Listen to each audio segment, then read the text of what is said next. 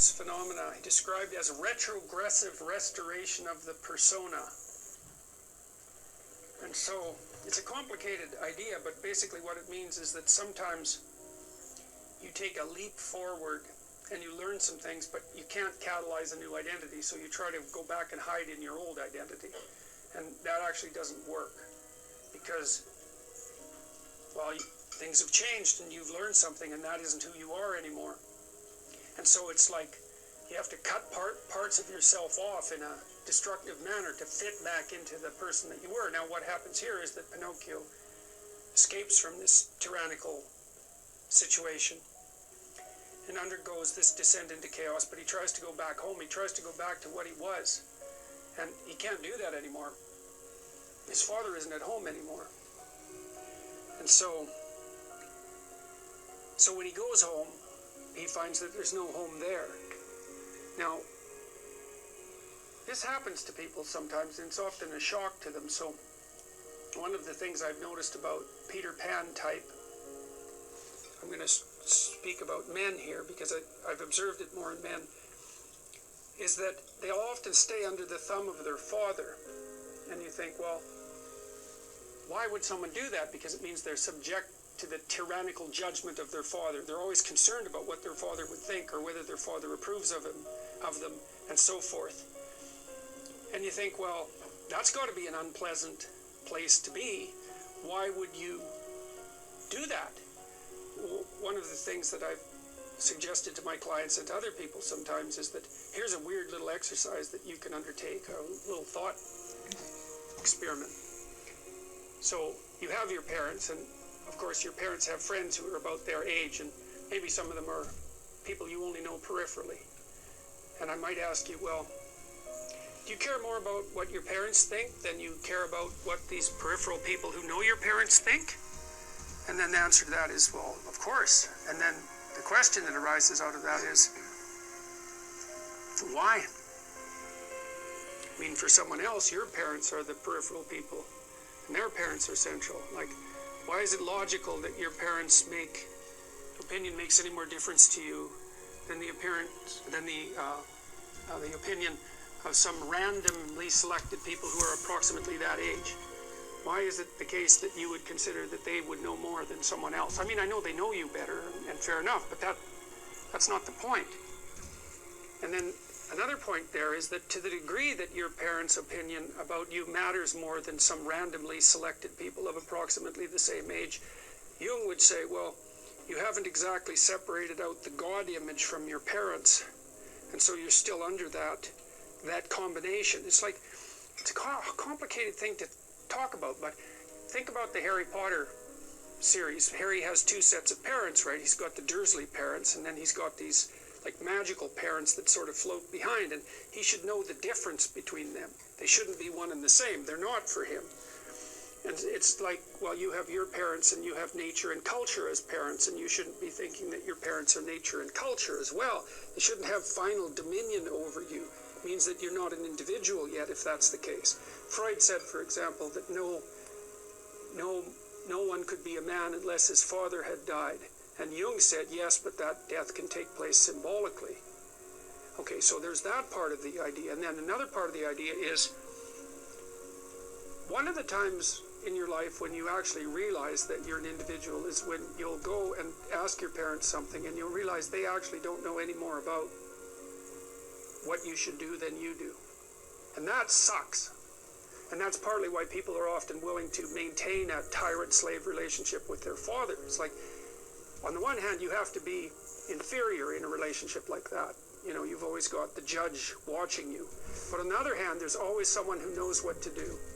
There's always someone standing between you and the unknown that you can go ask, what should I do? Well, at some point, you'll realize that the reason you can't ask that anymore is because they actually don't know any more than you do.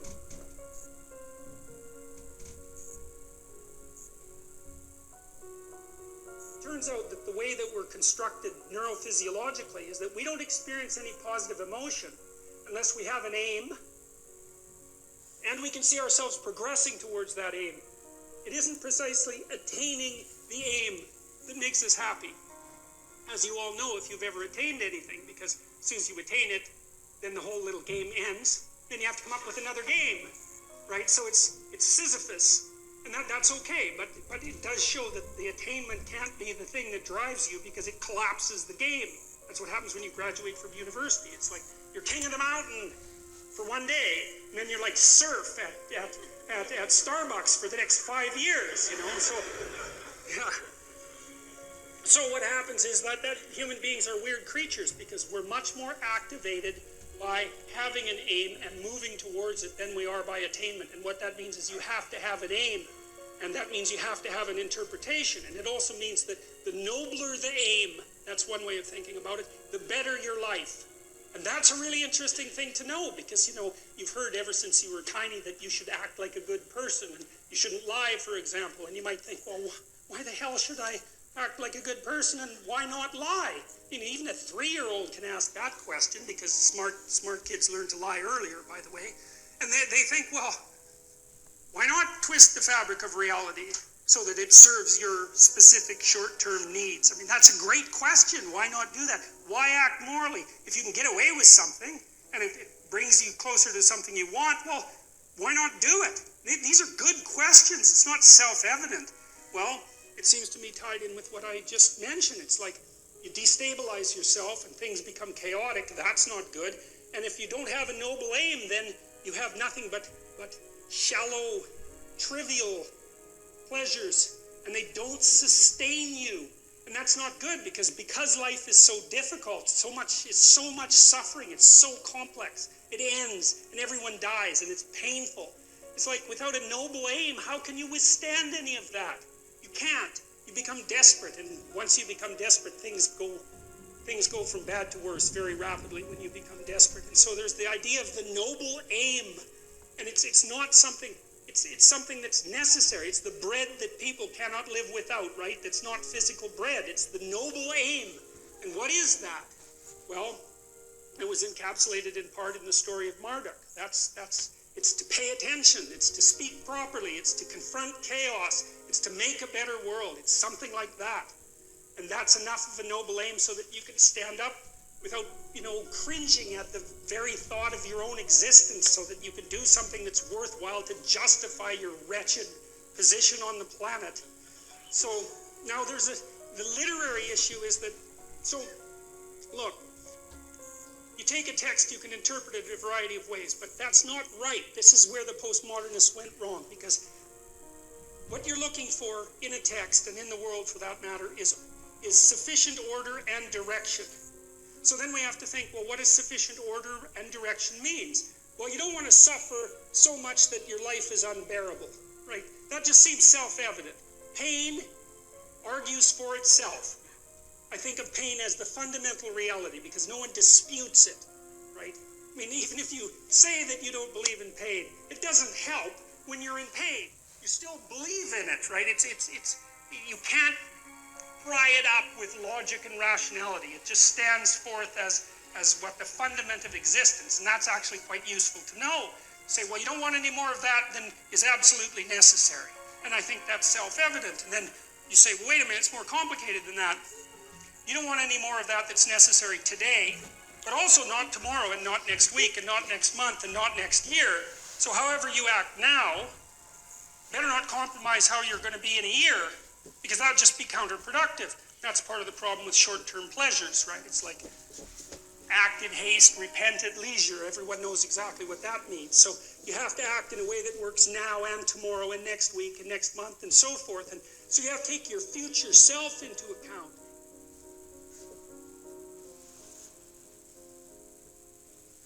You establish a more individual relationship with your parents. It's at that point that you could conceivably start taking care of them instead of the reverse. And that's a time that should come. But you have to let that image of perfection go. And that exposes you. Well, that's what happens here. Pinocchio goes home, and he wants things to be the way they were, and he wants to stay under the careful care of the benevolent. ¿Puedes creer que este año tan retador llegó a su 60%? Así es. That's a really good goal.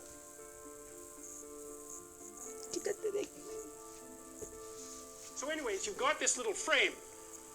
You're somewhere, and it's not good enough. and you're going somewhere else that's going to be better. And what better depends upon is the state of these underlying biological systems. And then more complexly, as those biological systems get integrated into a personality and into the social world, then the frame and the goal is going to be dependent on that more complex hierarchical organization. So you're not in here because you're hungry. You're in here because if you get a degree, maybe you don't ever have to be hungry. So the hunger is properly incorporated into your, you don't want to be cold, you don't want to freeze to death in the winter, you don't want to be on the street. You know, so your higher order goals are long-term, socially negotiated solutions to the problems that are implicit in your being. That might be one way of thinking about it. So and the micro element, because you experience positive emotion by noticing that you're moving towards a goal. And so if you don't have a goal, well, you can't have any positive emotion. So you better have a goal. And so you might say, well, what should the goal be? Well, we could start by saying, well, any goal is better than none. And then we might say, well, it should be a goal that other people will let you pursue, because otherwise it's going to be kind of difficult. And maybe they'll be even happy to help you pursue it. That would even be better. And maybe it's a goal that would enable you to learn how to pursue other goals while you pursue that goal. Boy, that would really be good. And so you can see that your goal is parameterized, but that doesn't mean that any old goal works. It means there's some goals that work nicely and some not so nicely. There are playable games and non-playable games. That's a good way of thinking about it. And you want to have a playable game. And there's a lot of them. Lawyer, plumber, actor, whatever. They're playable games. And it's not obvious which one's better, but it's certainly obvious which ones are sustainable and which ones are worse. And so there's a set of playable games, and you need to extract from that set of playable games a game that suits you. And that would be partly due to your temperament, because extroverted people want to play an extroverted game, and highly neurotic people want to play a safe game, and agreeable people want to play a generous game, and disagreeable people want to play a game that's highly competitive so they can win, and, fine. But they're all within the realm of playable games. And that means they're socially acceptable as well. And so that means it isn't just arbitrary. It isn't just relative what you decide to do. It's heavily parameterized. There's a set of playable games, and it's large. The set is large, but there are commonalities within it. And that's why there are commonalities. That's why morality has a common basis, fundamentally. And so that's partly what we're trying to investigate, is like, what's up? What does up mean? What does it mean? Is there such a thing? Now, one thing to remember is that if you don't erect a hierarchical structure with something to aim at, you got no positive motivation, because you experience positive motivation in relationship to a goal, not from attaining the goal. That's satisfaction. Besides, it's fleeting. You know perfectly well. You graduate from university, poof, next day you have a problem, which is what do you do next? And that's a tough problem. It's not like you solved your problems by winning that game. You just introduced the problem of having to introduce another game. So it's unreliable as a source of positive emotion, but what's reliable is you set a goal, and you try to attain it, and then that gives your life, that literally provides your life with meaning. That's what meaning is. Now, it's more than that, but that's what it is. And so then you might ask yourself, well, what's a really good goal? Well, that's what we're trying to figure out. What's a really good goal?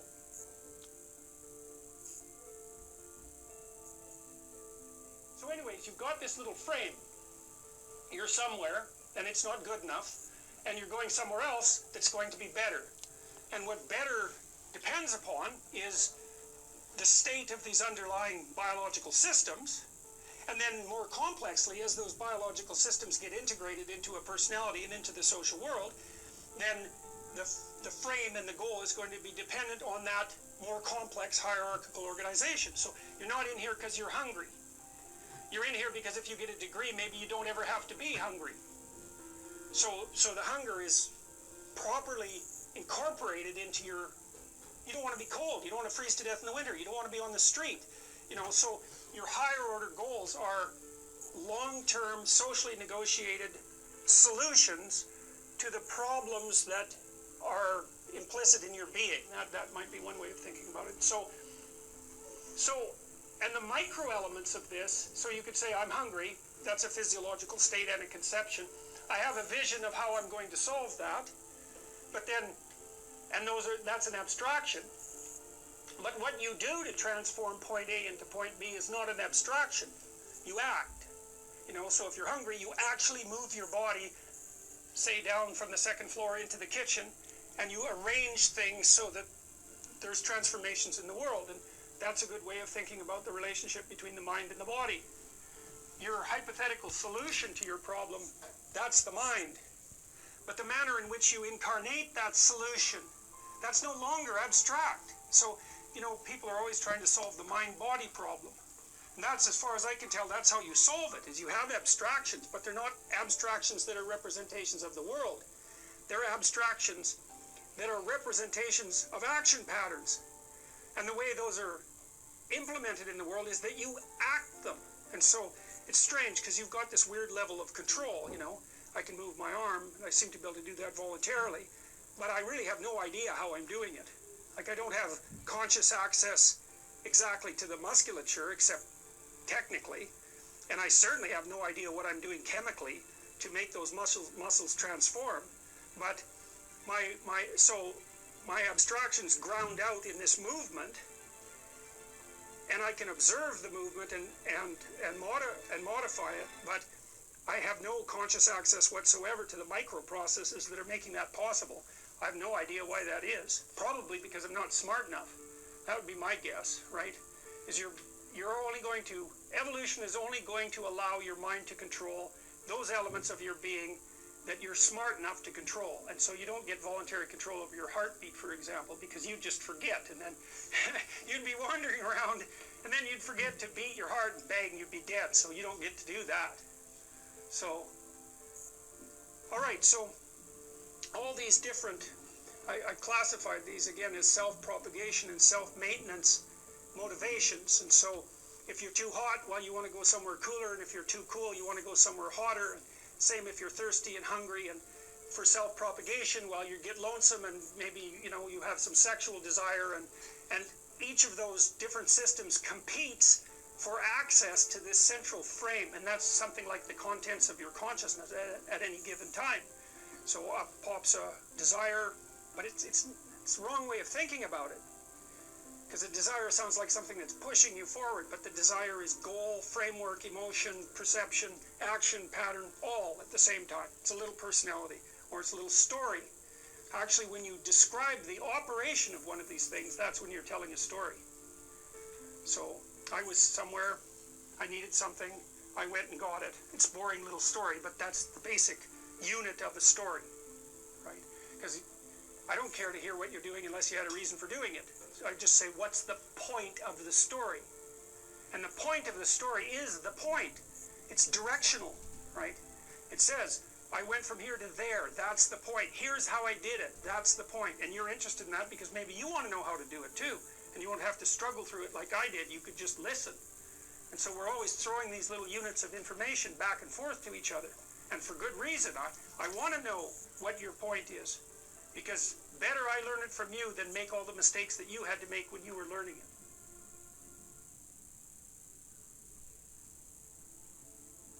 There's Jiminy Cricket at the opening of the Pinocchio movie, pointing to a star, which is roughly the nativity star for all intents and purposes, and it's a symbolic indicator of something diamond-like and pure, right, glimmering in the darkness, that's transcendent and above the horizon, upon which to fix your eyes. And so and the thing is, you need that technically, and the reason you need that is because we know enough about psychology now to know that almost all of the positive emotion that you're going to experience in your life, and positive emotion is analgesic, by the way, right? It actually quells pain. So it's not just positive, it also gets rid of negative, which is a big plus. Almost all the positive emotion that you're going to feel in relationship to a goal. Because you feel positive emotion as you approach a goal.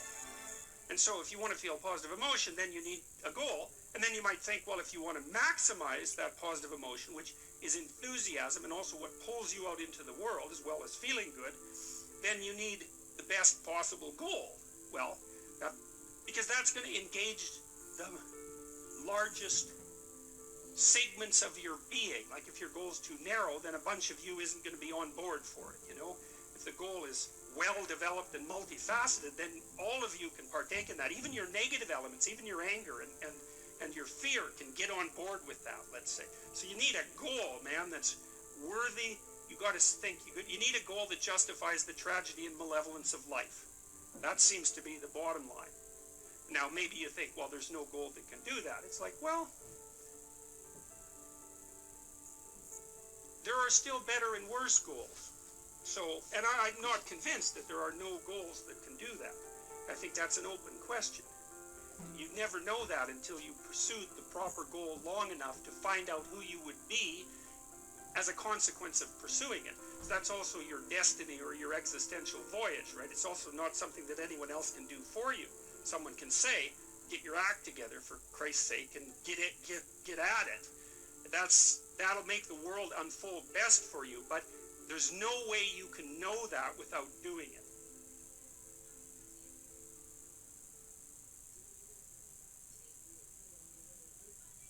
Tus hijos tienen muchas aventuras por vivir. Enterogermina ayuda a aliviar la diarrea. Pie suave con sus pancitas, para que tengan más momentos de diversión. Pancitas felices, momentos felices. Enterogermina. The sense of meaning, the sense of engagement that characterizes life when life is progressing in the manner that you would like it to progress is actually an instinct. It's not a cognitive phenomenon. It's not a second-order consequence of thought. It's way deeper than that. It's an extraordinarily profound instinct. And so that's really worth thinking about, assuming, you know, as you might, that we're adapted creatures and that our instincts guide us in the world so that we can survive and so that we can reproduce and so that we can exist over long periods of time. The fact that an instinct of that depth exists and that it's associated with the sense of vital engagement in being, let's say, is a good indication, as good an indication as there is, that there's something truly real about it. And I would say that might even be more important than the knowledge of the role that the serotonin system plays in adjudicating hierarchical position. Because, you know, we tend to think of meaning as something that people create as a secondary consequence through thinking or through philosophy or something like that. And when we think that, it's easy to criticize it. It's easy to become cynical about it. It's easy to lose faith in it. But when you understand that it actually is a much deeper phenomenon than that, and that the cognitive elements, the philosophical elements, are sort of like, well, they're like the fronds on the top of the pond on a plant system that has unbelievably deep roots that go way down into the water. It's much, there's something about that that's much firmer and more solid. And I think the evidence that meaning is an instinct, a deep, deep instinct, is overwhelming. Do what is meaningful, not what is expedient. Because meaning is an instinct. And meaning is the instinct that guides you in life across the totality of life, right? But what's expedient, that's what you might want to do right now in an impulsive sense, right? Because you're driven forward by, anger or anxiety or frustration or disappointment or despair, some sort of one-eyed motivational monster that's got you in its grip that really isn't considering everything at once, right? Like considering your life tomorrow or your life next week or your family's life or maybe even your well-being half an hour from now, you know, because you lash out in anger, and it's, you know, people do that. It's understandable. Sometimes it's even necessary, but it's not wise generally. And the instinct for meaning seems to be a consequence of the integration of all of those underlying motivations and emotions with social being, and then the manifestation of something like the proper pathway forward. And you need that because you need to know how to move forward in life, because you need to move forward in life. You need to act in life. And the other thing that's, I suppose, part and parcel of, let's say, 12 rules for life is the insistence upon action as of primary import. We're not fundamentally creatures who passively perceive the objective world. That's not the goal of our perceptual systems. It's not the goal of our memory. The reason that you have memories isn't to remember the past. The reason you have memories is so that if something bad happened to you in the past, you can figure out what it was that was bad, and you can figure out why it happened, and then you can not do it again in the future, right? It's very practical, and it's the same on the positive end of the spectrum. If good things happen to you in the past, then conceivably duplicating whatever you did to get those good things to happen could have them happen again in the future. So it's practical memory, and it's oriented towards action, and it's oriented towards like the quality of your life.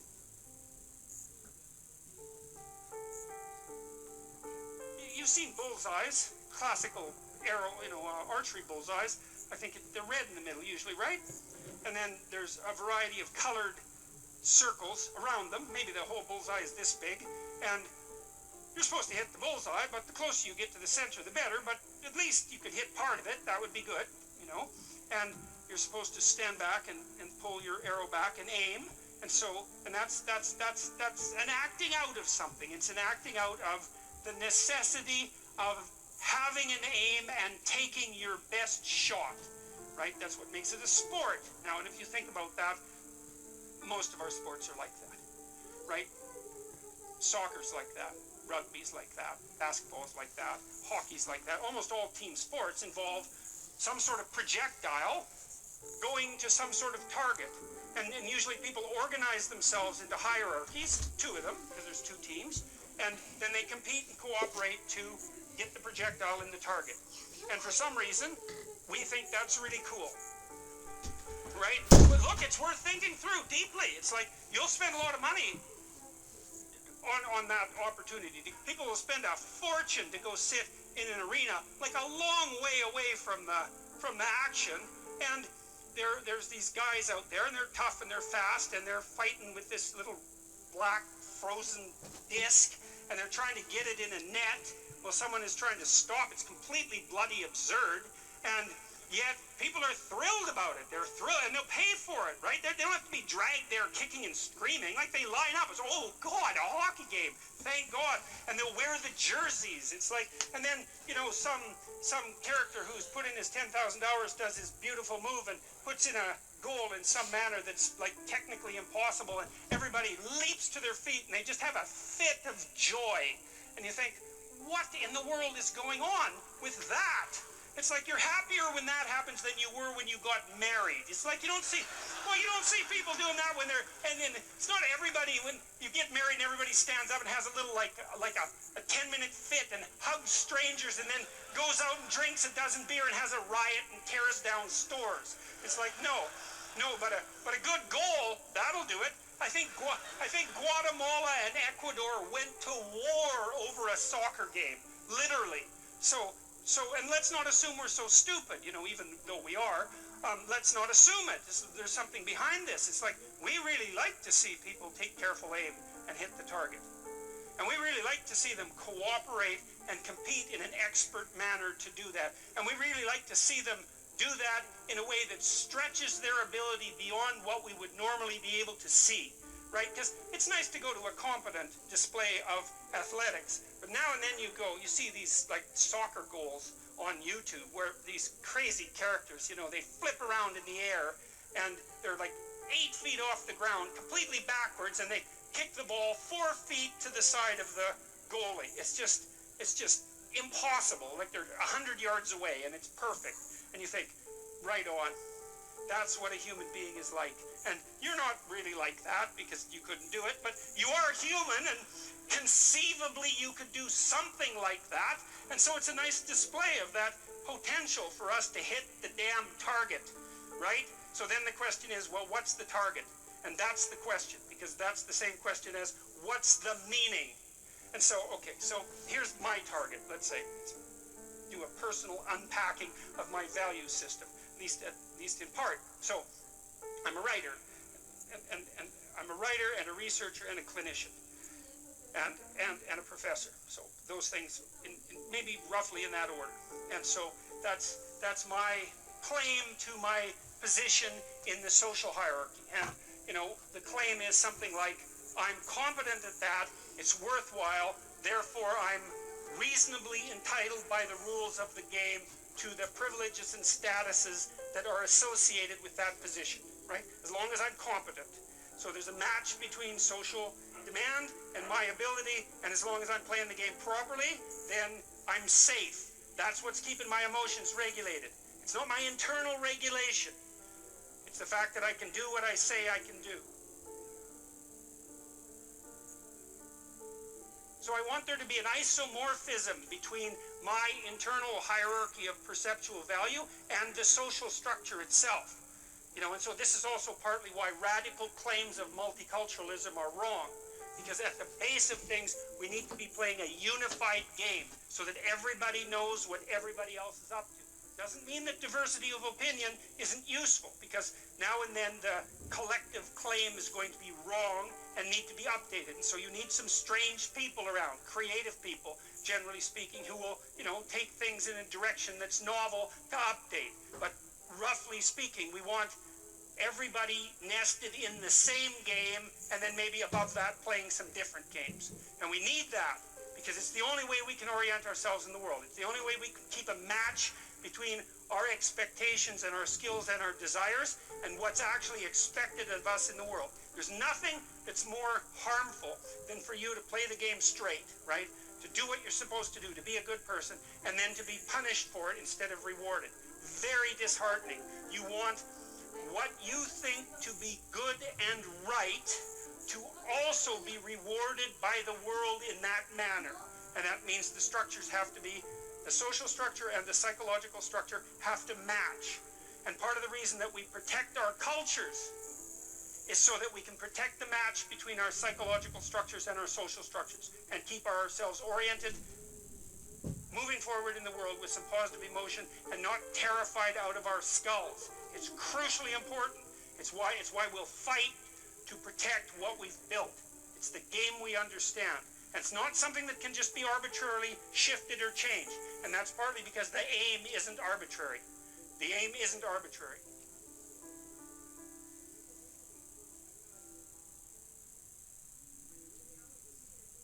And he basically said, most people have problems in living. They don't have psychological problems. And so I've experienced, despite my love for the psychoanalysts, very frequently what I'm doing as a therapist is helping people have a life that would work. You know, and you can parameterize that. It's like, what do you need? How about some friends? That people kind of like that. How about an intimate relationship with someone that you can trust, that maybe has a future? That'd be good. How about a career that puts you in a dominance hierarchy somewhere, so at least you've got some possibility of rising, some possibility of stabilizing yourself, and a schedule and a routine, because no one can live without a routine. You just forget that. If you guys don't have a routine, I would recommend, like, you get one going, because you cannot be mentally healthy without a routine. You need to pick a time to get up. Whatever time you want, but pick one and stick to it, because otherwise you dysregulate your circadian rhythms and they regulate your mood. And eat something in the morning. I've had lots of clients who've had anxiety disorders. I had one client who was literally starving. Very smart girl. There's very little that she liked. She kind of tried to subsist on like half a cup of rice a day. She came to me and said, I have no energy. I come home, all I want to do is watch the same movie over and over. What, like, is that weird? And I thought, well, it depends on how hard you work. You know, it's a little weird, but whatever. It's familiar. You're looking for comfort. So I did an analysis of her diet. It's like 3/4 of a cup of rice. It's like, you're starving. Eat something. You know, you'll feel better. So she modified her diet, and all her anxiety went away, and she had some energy. It's like, yeah, you gotta eat. So a schedule, that's a good thing, man. Your brain will thank you for it. It will stabilize your nervous system. With a bit of a plan, that's a good thing. You need a career, you need something productive to do with your time. You need to regulate your use of drugs and alcohol, most particularly alcohol, because that does in a lot of people. You need a family, like the family you have. your parents and all that. It'd be nice if you all got along, you could work on that. That's a good thing to work on. And then, you know, you probably need children at some point, and that's life. That's what life is. And if you're missing, you know, you may have a good reason to not be operating on one of those dimensions. It's not mandatory, but I can tell you that if you're not operating reasonably well on 4, I think I mentioned 6, if you're not operating reasonably well on at least 3 of them, there's no way you're going to be psychologically thriving. And that's more pragmatic in some sense than psychological, right? Human beings have a nature. There's things we need. And if we have them, well, that's good. And if we don't have them, well, then we feel the lack. And so behaviorists, behavioral psychologists concentrate a lot more on that sort of thing. You know, it's practical. It's like strategizing. Make a career plan. Figure out how to negotiate, because that's bloody important. Figure out how to say what you need. Figure out how to tell the truth to people. Figure out how to listen to your partner in particular, because if you listen to them, they will actually tell you what they want. And sometimes you can give it to them, and maybe they'll return the favor. And if you practice that for like 15 years, well, then maybe you're constantly giving each other what you want. Well, hooray. That would be good.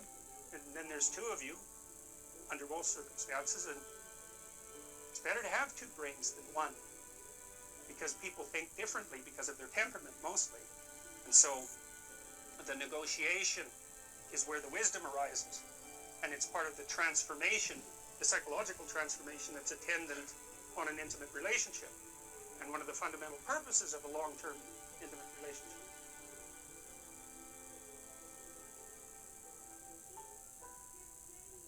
You're in a class, it's near the beginning of the semester, you write an exam or you hand in an essay and you don't get the mark that you desired. Okay, so what are your options? Well, one option would be, so you've hit an anomaly. Things didn't happen the way you wanted them to happen. And so maybe you say, geez, that was a boring and stupid class anyways. This gives me an excuse to get out, and so that's not such a negative thing. Or you think, oh, well, I really better buckle down and study, and you decide to stay in the class. So basically what you've done is maintained your framework. I'm going to work through this class, but you've decided to modify some of the subroutines that make up that frame. You say, well, I should study more next time, or I have to prioritize this class compared to other classes. So it's a micro alteration within the overarching framework. But another thing you can do is say, to hell with the class, I'll just drop it. And so the advantage to that is problem gone. The disadvantage is, well, now you have a different problem, which is, okay, fine, you drop the class. Do you have another class that you can replace it with? Is that a good way of dealing with a micro failure, you know, to move up a level of analysis and throw out the whole frame? Because you could also say, well, maybe I should just drop out of university and maybe I should go hang myself, you know.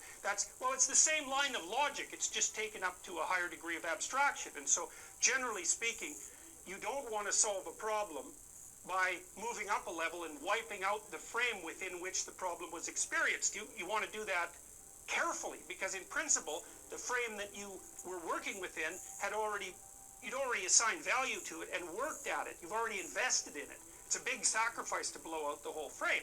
Now, sometimes you can do it. So, anyways, what happens is, well, you get the bad grade and you're upset about it, and so you've been plunged from your happy, satiated state, let's say, into a state of relative chaos.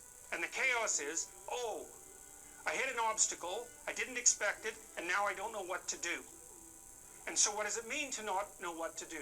Well, it can mean I need to study harder. It can mean I should drop this course. It can mean I should major in a different subject. It could mean maybe I shouldn't be in university.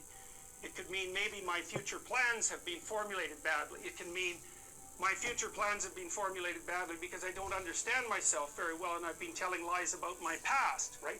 The thing can really expand on you. And that's what the chaotic domain is. That's the re-manifestation of those things that you had considered irrelevant, right? Because when you go to pick up the exam, you've got your identity as a competent student intact. You're not questioning whether you should be in the course or whether you should be in that major, or whether you should be in university. None of that. That's all in the implicitly accepted category. And as soon as the anomalous event emerges, all of those things that you had rendered axiomatic start to become questionable. And that's like the shark coming up from the depths to pull you down. And that's the classic way of representing that and of symbolizing it. That's Jonah and the whale, for example. So it's something that manifests itself from the deep unknown and pulls you under, like an alligator at a water hole, which is, I'm sure, one of the sources from which we derived that particular kind of mythological representation. Because you could imagine that when we were on the veldt, after living on trees, we had to go down to the damn water holes, and you've watched enough nature programs to know what a Nile crocodile can do to a water buffalo. It's not pretty. And so to go down to the water, the chaotic water, and the source of all life as well, right, is to risk an encounter with the terrible thing that lurks in the depths. And so we use that as a central metaphor for mapping the sorts of things that happen to us in a much more abstract space. And you know that because one of the things you're going to do, let's say that the professor, there's a professor obviously who gave you the bad grade. Okay, so one logical presupposition is that you're in some sense insufficient in relationship to the course. But another logical and instantaneous categorization is to throw that person into the category of malevolent predator. And you'll do that by becoming upset and cursing the person in your imagination. I've told people to learn to use a schedule. And people often hate schedules because they act as their own tyrants, right? They say, well, you have to do this unpleasant thing, and then here's another unpleasant thing you have to do, and then you have to do this unpleasant thing. And you do that for about 3 days, and you think, to hell with this, I'm not doing that, and you fall off the wagon. That isn't what you're supposed to do with a schedule. You're supposed to use it to design the days that you would like to have if you were taking care of yourself. And so some of that is, you wake up in the morning and you think, here's 5 things I have to do that if I don't do, my life will be worse. It's like paying bills, for example, or taking out the garbage. It's like you have to do those because otherwise things degenerate. So you got to put some of those in the schedule because otherwise tomorrow is worse than today, and that's a bad trajectory. But you also want to build in things, you got to act in some sense like you're dealing with a relatively recalcitrant 9-year-old. It's like, well, here's some things you have to do, but here's some things that if you do, you could reward yourself with. And if you get the balance there between obligation and reward right, then you'll find that you're motivated to do the things. And that's what you want to do. You want to do that so it's sustainable across days and weeks and months.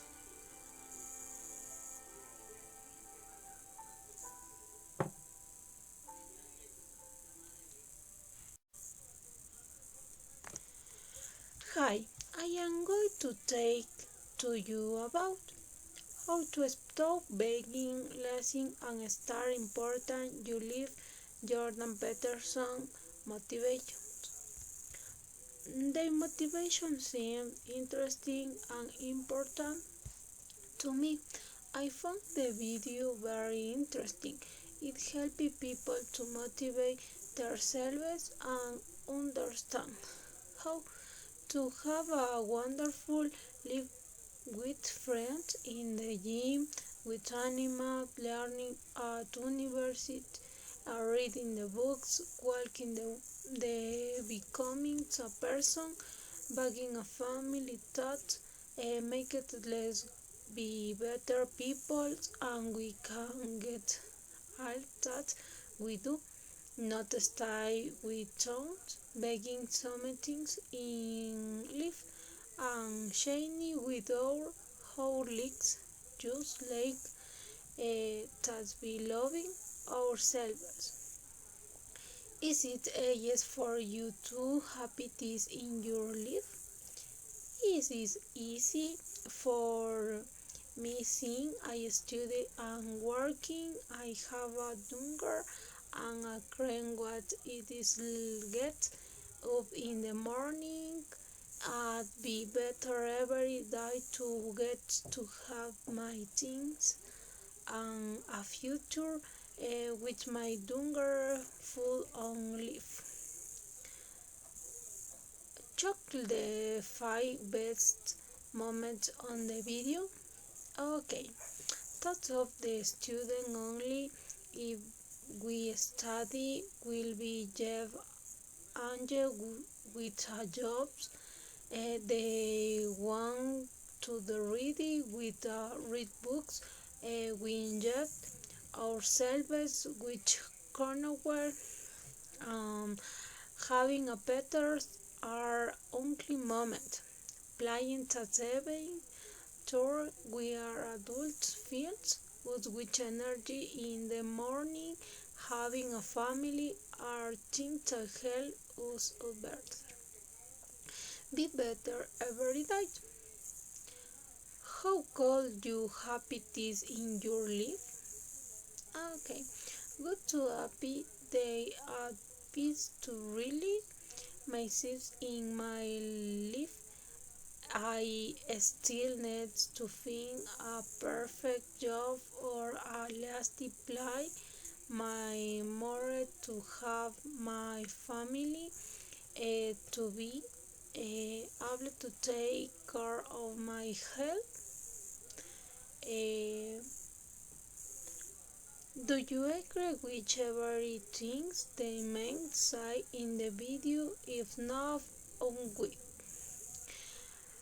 Okay, yes, because if I agree with that the video site, we must reality ourselves are people and be better every day in order to determine where we want to go and which when we are going to be studying, reading the books, taking care of a mental and physical health, having pets, tattoo jobs, or on the road my family to health, whose archivality host um, mm, they very important to me. I found the video very interesting to motivate to have a wonderful life in the friends in the gym with animals, learning at the university and reading the books and walking, becoming a person having a family to make. Let's be better people and we can get I said strength. We do not stay with force, be baking, something in live and cinema which are one like just leak that be love you. Bye bye.